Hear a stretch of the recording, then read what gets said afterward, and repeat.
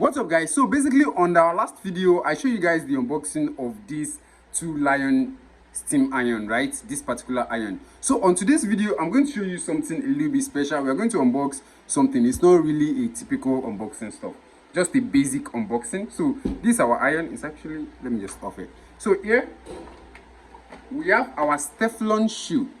All of these things are going to be in the description below, just in case you want to order it. Stefflon shoe basically is just to use, it's basically to imagine this is why you should not be in Nigeria. They just took lights, like, god damn it. But I'm not going to cut this out of the video. I'm just going to make the video like that. So I believe you guys understand what stefflon shoe is for. It's basically to use an iron, just a shoe. You're just going to place it inside of the iron like this, and you're going to use it to iron. So this iron will not be able to like burn your clothes or anything, and you're going to get exactly the same results of using an iron with a stefflon shoe. It's just a basic thing, but it actually make a lot of difference when you're using it to iron your outfit.